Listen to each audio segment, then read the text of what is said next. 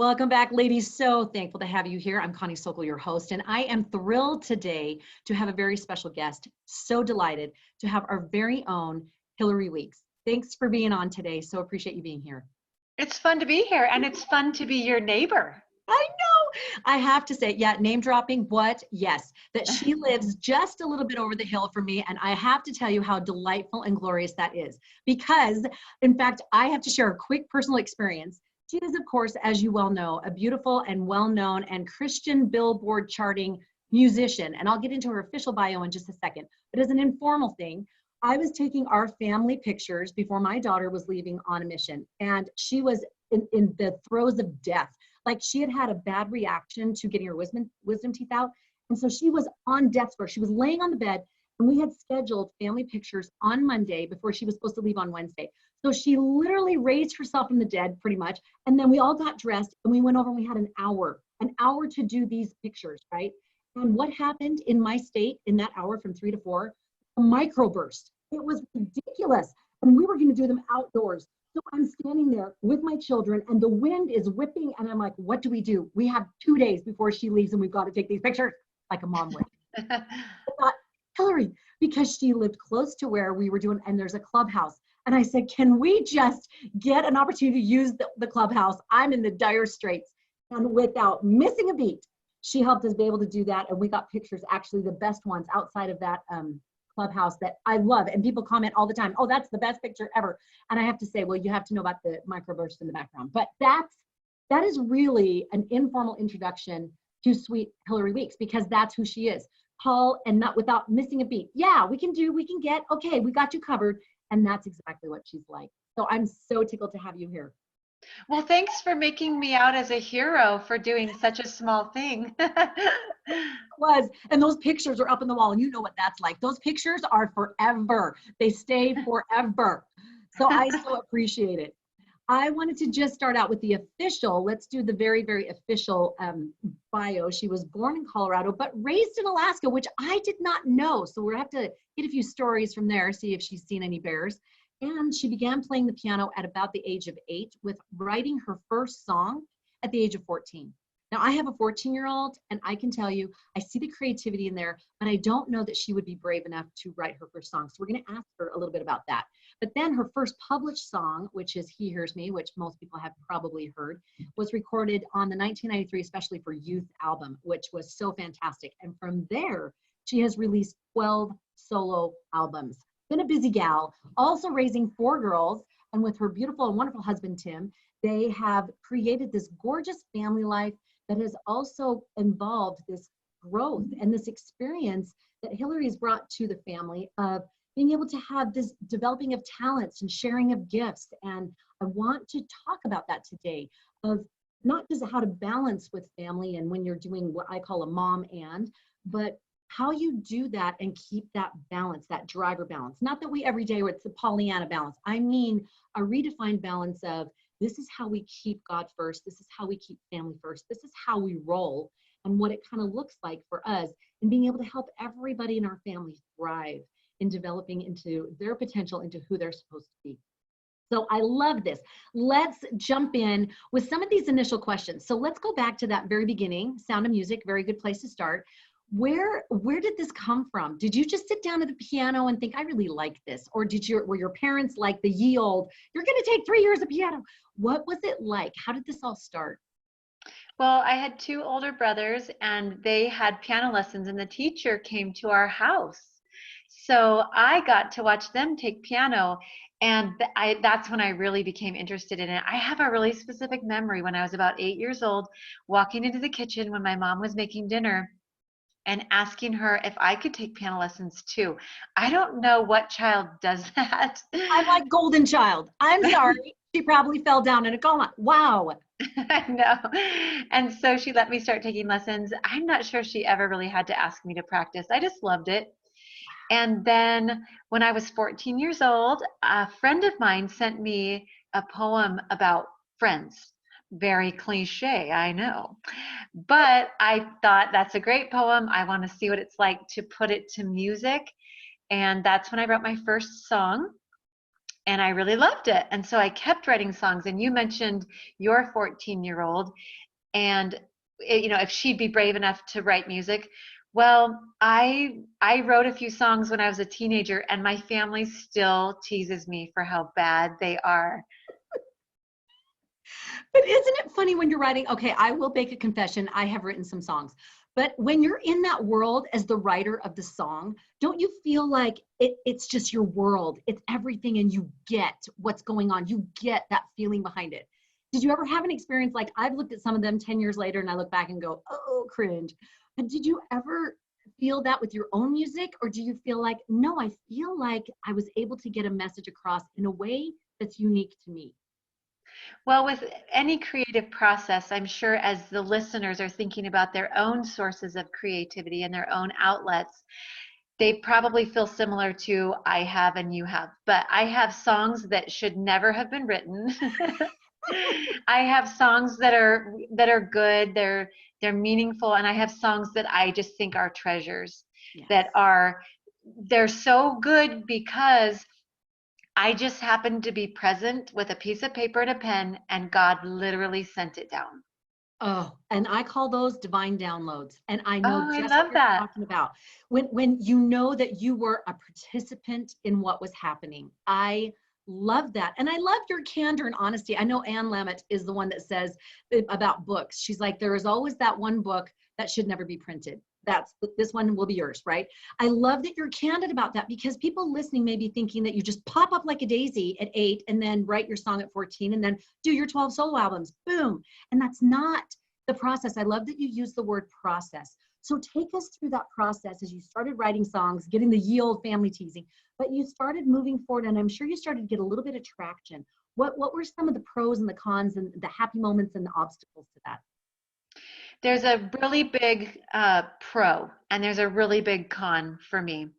The pro is absolutely what drives me, and that is I know how important music is in life. We we need all kinds of music, and I listen to all kinds of music. But the thing that people say to me most often when they stop me out in a Costco or something like that, they will say, "Your music got me through my darkest hour." And I write songs that are happy. I write songs that are faith filled, but I also make sure that on every CD that I write, there is a song that's intended to reach someone's heart when nothing else can, so that they feel like they're not alone, and that they're understood. Maybe the song says what's in their heart that they're not capable of expressing, and above all, helps them to realize and to remember that Heavenly Father is aware of them. So that's what drives me, is because I believe that music is needed. The thing that's the hardest about it, the number one con, is I'm afraid of performing. It's always been my handicap. It's always been the thing that has tripped me up, is I am terrified of getting on stage. It's gotten better throughout the years to where it's not so debilitating, but it's so hard to get myself up there, but I do it because I know that the messages are so important. Oh, I love that you shared that, because when we won't do it for ourselves, but we'll do it for another reason, another cause, another person. So what, if you can be, since we've been speaking for about 3.5 minutes, so if you can share, what are some of the things that make that fearful for you, and what do you do to overcome that? Because I know there is not a person listening that has not dealt with some debilitating fear about wanting to pursue their purpose or share their talent or express who they are, that we all come to that fearful switch point in the road, and we have to choose fear or faith. What are some of those fears for you, and how do you overcome that? Right. I think that through. I try to analyze that in my own heart. Like, what makes me so afraid? I mean, big deal if I mess up a lyric. Big deal if my throat cracks or my voice cracks. Who cares if I stumble or trip on stage? And so I think that through, and I'm like, I don't care when somebody else has messed up, but somehow I have to just get past the fact that doesn't matter. People don't care that much. They're going to like you more if you goof up. It makes you more relatable. And so I'm not sure why I haven't been able to get past that easier or sooner. But the thing that gets me through it is getting on my knees. There's just no other way for me to handle it than to ask God to get me through it. He has always come through, which isn't to say that that I haven't ever made a mistake in front of my audience, because I have, but he's always um, either helped me overcome the embarrassment or helped me to see the bright side. And there's been countless times where he's helped me perform to my best ability, and I walk away thinking, that was good, and I feel good about it. I love the points that you're making, because this is back to that. I think this is going to be the buzzword through this whole thing, is the process. I remember someone telling me that Mickey Mantle, he would have butterflies in his stomach every time he went to bat, no matter how successful he was. And on the music side, as you're talking, I remember Anita Baker. I'm not sure if you're familiar with her, but beautiful Black woman who sings kind of an R&B, and she's extremely famous, especially back in the 90s, and just has been kind of an icon. She talked about when she stopped singing music, she went to take care of her mother. And so she took a pause. And that was a really big thing to do, a big deal, and a kind of a dangerous move on her part. But when she came back to sing, she said, I was 20 pounds heavier because I just did nothing but bake cakes to take care of my mother. And she couldn't remember some of the words. But instead, what she did is she took the microphone and put it towards the audience, and they let them sing it. And she said it was like we were all this one big group, and they loved her for it. In fact, with the stumbling on stage, I think it was Alicia Keys that I saw a video of she was singing I Keep Falling, and she literally fell off the stage as she was as she was singing that song. And you know what? They loved her for it. So I love this understanding, this reminder of the Sometimes I look at other performers and I think, I wish I wasn't afraid. I wish I could do it like they did it, where they just crave it. They love it. It's their happy place. And then I have to remember what I've gained through the fear. And it's a relationship with Heavenly Father and a trust in Him, knowing that He will always be there for me and hear those prayers and help me get through it. So my relationship with Him is deeper and stronger because of overcoming it. Oh, I love that. And those that are listening, recognizing our own Achilles heel, and that it's purposeful. And that for the faith-based listeners, that's where we believe in that atonement of Jesus Christ, where we get that help from God, where we feel like we can get that peace and that assurance that it's all going to be okay. And like you said, I love that you said, I'm an avid B pluser. And I love that you said, so what if I do mess up a lyric, or if I don't do this or whatever? Sometimes it actually leads us to a better place and a better story that we can share the next time that we're actually performing or doing. So I love that. So take us now, as you're going through and you're developing this talent. I know a lot of people listening, they're developing a talent, or they want to start a business, or they want to help their children a certain way. Maybe it's being on PTA or whatever. What were some of the things as you went along? What were some of the learning points for your craft? I know you didn't just pop up and suddenly write these beautiful charting, top 10 chart songs. What were some of the things you had to learn along the way? I'm sure a lot about the business and things like that, because it's one thing to go, I want to write a song and sing, and that's another thing that it's a business, right? So what were some of the experiences you had or learning points along the way that helped you to develop that?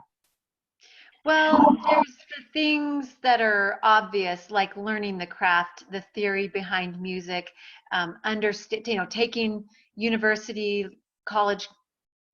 I studied music composition in college, so I learned the theory behind music, and there's that side of it, but also putting in the time to learn the craft. When I was a freshman in college, I would walk to a studio probably 2-3 miles away. I didn't have a car, to go study what it was like to be in the studio and then walk back home. And so I learned a lot. So putting in the time that way, also constructive criticism and allowing myself to listen to what other people have to say, as long as I felt like it was coming from a place of love and not someone just being cruel or mean.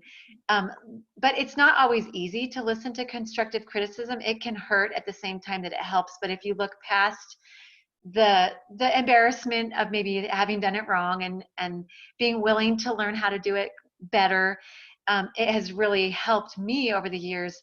Also surrounding myself with cheerleaders and inviting people into my heart and my life who I know are going to believe in me and build me up. Oh, that is so key. That is so key. And I love that you make the distinction of getting that constructive feedback from people that you know and trust and they have your best interests at heart. And it sounds like the people that support your mission, which is to inspire women with these songs and with your beautiful music, being able, like you said, to help them express the feelings of their heart. I love that. Was there anything that surprised you about getting into this sort of area of life in this genre? Anything that came up to you that it was unexpected, you weren't really prepared for? Anything that you were like, whoa, I didn't know this was part of the package deal? Well, I think the speaking side of it. So I released my very first CD, and I knew I would have to perform and sing the songs, but I didn't realize people would then want me to come and share a message or, you know, just the speaking side of it all. And so I really had to work hard at developing that. And then one thing that was really important for our family was once I started being invited to sing and speak and perform, it became overwhelming. And I was in the throes of trying to raise my little girls, and that's what my number one priority was. So we quickly had to learn how to balance, and we set rules together that helped our family keep balance between me performing and me being a mom, and it made it really helpful. And so we would say, this was together, we determined this is how many events I can commit to each month. And you might be thinking that it was several, it was a lot. No, it was like 2 or 3. That was literally the balance that worked for me. And it was hard when people would call or email inviting me to do things to say no to them. But I always kept in mind that quote by Stephen Covey that says it's easy to say no when there's a deeper yes burning inside. And so as long as I kept my purpose and the reason why I was saying no at the forefront of my mind, it became easy. And I just got good at balancing the yeses and the nos. I love that point that you bring up. And it's those boundaries, those healthy boundaries that will save you. And I think in any business, I know Brene Brown, she only accepts 20% of her speaking requests so that she speaks about twice a month. So it really does take, people pretty much don't understand how much energy and time and preparation it takes to do those 2 or 3 times a month. And how beautiful that you can look back on those years and feel like I was able to, no regrets, just being able to be there for your kids at those moments. Now, is that when you were going into Time Out for Women? Talk to us about that segue into doing Time Out for Women with Deseret Book, and then kind of segueing when you segue out of that. What does that timeline look like?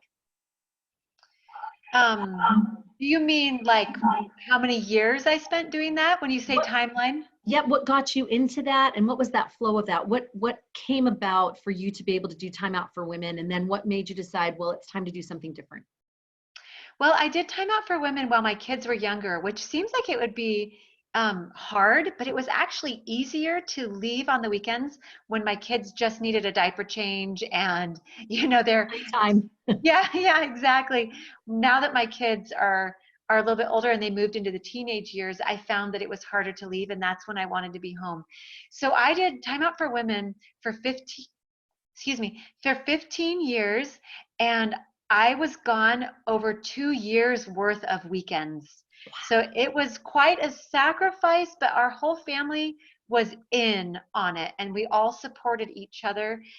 But when it came time for me to be around more and I didn't want to leave town anymore and I just knew my kids needed me, that's when I decided to step away from Time Out for Women, which wasn't easy because I loved doing it. I love the women that I got to be associated with, and it was a real highlight in my career. And I saw you perform at Time Out for Women. I'll still remember the story of the rice. And I remember watching you and saying, this woman has carried and been the woven thread through this whole conference, this whole day. And I mean that in the most beautiful compliment, because that is a tricky skill. It's like you were performer, MC, connector. You were all of those pieces, and you did them beautifully, like seamlessly is even the better word. And I was so impressed with that. So I know that the time that you spent doing that was so influential to the women. In fact, I want to come back to some of these other questions about the impact on your family, but really quickly, I want to interject for a minute. What have been some of the memorable fan moments? What have been some of those, whether for the funny or for the poignant, what have been some of those memorable fan moments? I think I'm just surprised that anyone would want to have a fan moment with me. I'm like, I clean my bathrooms just like you do. No one picks me up in a limo and takes me over to Target. So I'm just always caught off guard that anyone would even want to talk to me in the first place. I'm so grateful. Sometimes people say, "Oh, I'm so sorry that I'm interrupting you." But my heart always says, I'm so glad that you would want to, because it means that the music has relevance to you. And if they didn't want to stop and talk to me, it would mean that the contribution, uh, wasn't what I had been hoping, I guess. Yes. And then it's impacted them. They've resonated with it, and you have fulfilled that part of you, that calling, that divine purpose that you feel to be able to share his love and those messages through music. I think that's beautiful. Have you had any funny moments or any more tender ones that come to mind at all? I know there's been different moments that I've had that it's been kind of funnies that we've shared and kind of surprising things. Have you had anything that's been kind of funny? Well, that's such a great question. And I'm going to remember tonight at 1 in the morning. I'm like, oh, I should have told Connie about this. Oh, what Most, experience. yeah, most of the time they're just so sweet, and just people sharing um, the time in their life, what they went through, and how music helped them. That's what I would imagine, that they would be saying, wow, I went through this experience and this song was there for me and said the words that I couldn't say. I think Yeah. that's so beautiful. I love it. Okay, so let's segue back to this beautiful family buy-in. I love that you said, we were all in. What have been some of the positive outcomes that you've seen from your children being able to be a part of what you're doing, your whole family, but particularly your children? I know I've seen that with my own kids, with me speaking and doing TV and radio stuff. They've become more confident. Become more articulate, not because of me, but I think just the normalcy of these things. They've had to step up to the plate a little bit, and that this is part of the norm. Have you found that with your family? Have you found some positive things that were kind of a surprise, or that you saw as fruits of what you've been able to do? Well, we have 4 daughters, like you mentioned early on, and when they were just young girls, we spent several family home evenings talking about social skills. So we would spend an evening talking about how to use your dinner plate and your napkin and your forks if you're at a fancy dinner. We had one where it was phone etiquette. We had a session where we talked about how to talk to an adult and to look them in the eye and to ask them a question. And so those times when we taught our children those valuable social skills have come in really handy as they've been in settings where I've had to perform and they've needed to talk to people we're meeting or socialize with other people. They understand how to look an adult in the eye. They understand how to answer a question with more than just a yes or a no. And so they feel comfortable in those settings. So I guess that's been a perk for our family. I love it. And I have met your children, and one of my daughters has been a good friend of yours for a few years, but with their ages, as they've kind of grown together, and especially when you guys moved up here. And I have loved watching the confidence and the capabilities. I just think it's beautiful that there's an inner confidence, and they obviously, I know you're not going to say this, but obviously they can see their mom goes out and shares something that is important to her and uses her talents in a way that she feels God desires her to use them. And no matter the things that come, the obstacles, whatever, you're showing by example that you are moving forward and that you trust in God that he'll provide a way. And I think that as a mom is the ultimate teaching that we can do, is we're doing in the doing, and they're watching us through it.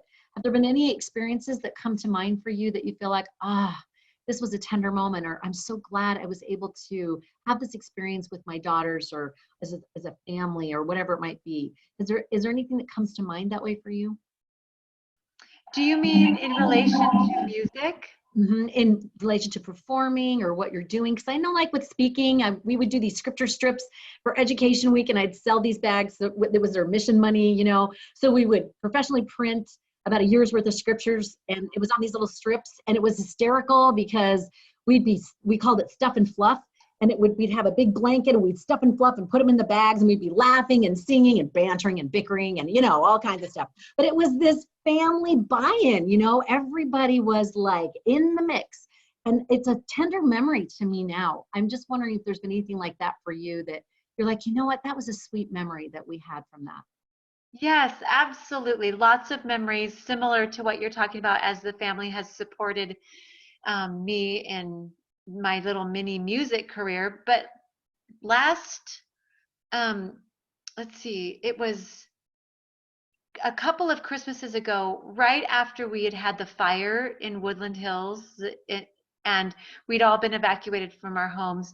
And then we found out about Paradise, California, and the fires had absolutely consumed their whole community. So our community of Woodland Hills put together a fundraiser concert for their community. And I sang at it, and Meg, my daughter who's 18, who also gets a little afraid to perform, she's more confident than I am, but she was willing to take the stage with me and sing a beautiful Christmas song and help raise money for the people of Paradise, California. It was just really sweet to be on stage together. I'm sorry, that is like the ultimate to me. Whenever I can do something with one of my kids and we're doing that together and sharing that experience, it's beautiful. And that concert was phenomenal. And how much I remember how much you guys raised, but what was the actual final number? Of $25,000, which is just a drop in the bucket when you think about what they needed. But I think it came with millions of, amounts of love and concern for the people in Paradise. And I think it just was that boost. I know when we went through the fire, that even when someone just dropped off milk, or they said, here, you can have this, like a friend said, here, you can just stay at our apartment for as long as you need. I mean, you just were so awash with the love that people had. And if they brought snacks for your kids or something, that was so thoughtful. So I think that's so important. All of those beautiful things that people do, like you said, it's not the exact number, but it is the experience and the love and the feeling that it is conveying. And that's really what matters most. Now on to a little bit more of a segue of these songs that you do, and it kind of just dovetails with what we were just talking about in helping others and increasing faith. Has there been an experience when you've been writing a particular song, or I know like people always say to me, okay, what's your favorite book that you've written? And I laugh. It's like, you're not supposed to have a favorite child, but you're like, okay, really? But it's the experience that went with that made it a favorite, right? So is there a song or an experience you had in writing a song that is kind of one of your more, one that you would feel to share, but one of those experiences that you feel like, wow, that was really a keeper. That was a tender one. Is there something, any of your songs or any of those experiences that come to mind? Well, there's a handful of them. Let's see which one to choose. I wrote a song a couple of years ago called Love Your Life. And I remember specifically it was on Labor Day weekend. It was Sunday night. And so the next day was going to be Labor Day. And before I headed up to bed, I stopped by the piano and I was fiddling around with a melody on the piano, and I really liked it. And I thought, I'm going to keep this in my back pocket so that I can write this song sometime down the road. And I woke up early that next morning, which, remember, it's a holiday. I'm supposed to sleep in. And I was awake at like 6 a.m, and that melody was going through my head. And I knew I just had to get up and go see it through. So I went to the piano. I was in my pajamas. I started writing the melody, and I wanted it to be a song about advice for my daughters about how they could love their lives. And as I thought about all these different little pieces of advice, the song began to form itself. Like, for example, celebrate the everyday miracles surrounding you. Listen to your heart as it whispers where you need to go. Always look up. Things like that were flowing through my mind. And about 11 a.m, I had finished the song. I was still in my pajamas, but the song was done. And that rarely happens. I'm a very slow songwriter. And when that does happen, I just realized that it is God reaching down and sending something that He knows His children need. And we just happen to be the vessel from which it comes. So that song was just a really, really sweet experience. Oh, I love that. And that is a beautiful segue into my question of your process, going back to that favorite word of this podcast.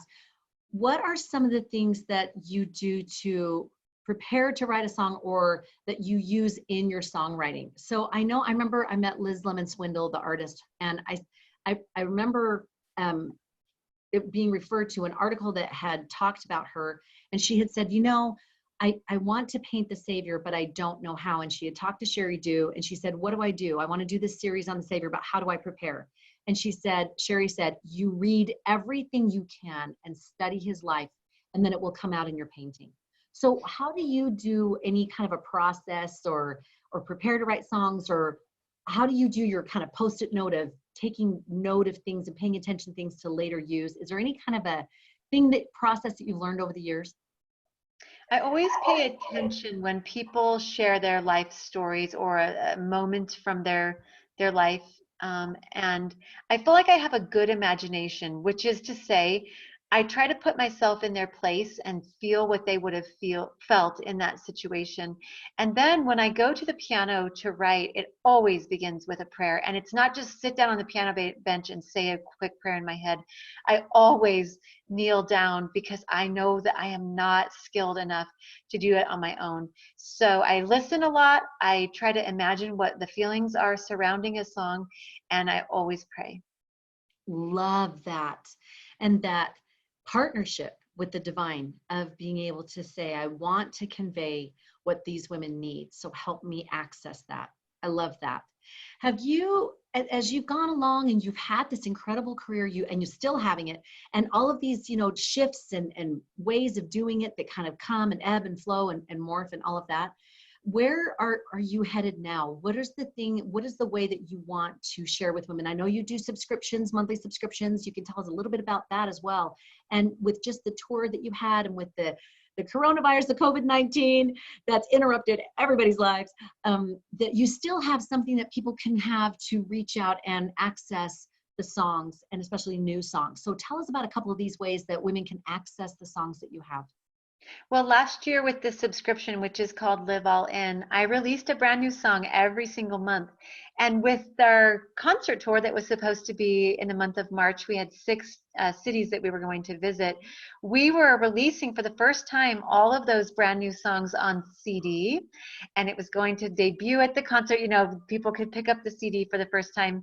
And so that music, it's just fabulous. And it's available on my website now, hilaryweeks.com. So people, if they are interested, I'm so sorry that I couldn't sing it for them live at the concert, but they can still have the CD by going to my website. Oh, fantastic. And I was just saying to Hilary beforehand that of all the times, this is when women need uplifting music. This is when we need to put something on when we start the day, we have our prayer, and then we can listen to something that fills our soul, because we're going to be giving that out all day long with our children, those that are at home schooling, and all of these things that are happening, and the uncertainty that we need those anchor points that music bring. I just absolutely love that. And I love that you provide that and do that for women. Is there one particular song on that CD that's again, it's like children, can't really pick your favorite, but is there one that you feel like is really appropriate for women right now in this situation? Oh, this CD is going to absolutely do what you said it was going to do, uplift, get them through their day. And there's a song on there that's based on that quote. Today, Satan whispered in my ear that I'm not strong enough. I'm not going to make it through the storm. I'm paraphrasing here. And I whispered back, I am the storm. I love And that. so there's a song on there called I Am the Storm, and it is so good. And every song on there is just going to fit the bill for women and give them the motivation and encouragement that they need to be who they need to be. Every single woman out there has something to contribute and to make this world and their community and their families better and stronger. And I love providing music that gives them the courage to do it. Oh, could not have said that better myself. Now, wrapping up again, that's at hilaryweeks.com. And I just got goosebumps as you were talking, just that feel of I am the storm. And I see mothers right now having to really batten down the hatches like the Stripling Warrior Moms and just be like, we are doing this. We are rolling. So I love that we can go to that kind of music and feel that infusion of, okay, we got this. So we are, just in wrapping up, for those that are Latter-day Saints, they are facing and being able to prepare for a general conference worldwide, going to be all online. But just wondering if you have any tips, especially music-wise, what are some things that we can do to prepare for this particularly unique general conference experience? Any thoughts on that? Oh, I love the music that we're offered at General Conference because I'm just in love with our hymns. So I'm excited to see what they will select for this conference. And one of the ways that I have found that I love studying conference after the fact is through a little booklet that I've made called the General Conference Thoughts and Takeaways. I created it a year ago for April, and then people loved it, and I loved it. And so we did another one in October, and people went cuckoo for Cocoa Puffs over this booklet. And so I'm doing another one in April. And basically, it's just a really great way to study every single talk because we underline the talks, we read them, we listen to them, and it's great. But then what? What do we do with them? And this book helps, this little study booklet helps make it actionable for us personally. And my two booklets are a treasure to me. I've written down my favorite notes, my quotes, and for every talk, and what am I going to do as a result of reading it? So it helps you create an action item or a goal based on the talks that you're studying. And that is available on hilaryweeks.com as well. For one more week, you can pre-order. And then after that, we place the orders. We enter in all of the talks, the names of the speakers, any pertinent changes. Like in the October one, we have the new Young Women's theme. We have the new Temple Recommend questions. So then after conference, we enter in all of that and we ship out the books at the beginning of May, right when you're ready to start studying. Fantastic. Absolutely fantastic. That thrills me to my core because then I don't have to go and try to do my little Jimmy rig thing of my notebook and it's scribbling all over the place. Love it. This has just been such a joy, I have to tell you. And I'm so grateful. You know, when you know someone, yeah, we're neighbors, a stone throw, like you don't talk about this kind of stuff. I don't talk to them. So, hey, Hilary, how did you get started with your singing and your songwriting? You know, we just don't talk about that. It's more like hanging out and kids and blah. And so this has been a treat for me to see and feel of your process. As we wrap this up in this final one last thought, there are so many women out there who are wanting to share their talents, wanting to develop their abilities, not sure what that looks like, not sure if they should or if it's okay to. What do you have one piece of advice for a woman who is thinking, I want to sing, I want to write a song, I want to paint a picture, I want to share how I knit, I want to do these things. Do you have one last piece of advice for these good women? Yes, I would say go for it because what you have to offer is valuable and trust God to lay out the path before you. Love it. And don't worry if somebody else is doing it. I think this is one of the biggest things, that comparison that is the thief of joy, that women automatically go, yeah, well, someone else is already doing it. What do I have to offer? But I love that you say go for it because I believe we each have a fingerprint to leave on this world and we need all the fingerprints. Sweetie, thank you so much. This is delightful. Again, if you are looking for any of the things that we have talked about today, her brand new CD of 12 brand new songs, perfect for the crisis and the experience that we're all going through right now, and the General Conference study notebooks, they are all at hilaryweeks.com. Such a delight to have you here today, Hilary. Thank you so much for being with us. Thank you for having me. And as always, if you love this, then subscribe and rate below. And for all goodies of TV segments, speaking, all kinds of things, books, and all that juicy jazz, go to ConnieSokol.com. You can get on my newsletter and get all kinds of freebies and VIP wonderful stuff. Love to connect with you. Thanks again for being with us today and join us for more. And remember, make this year your year to get balance redefined.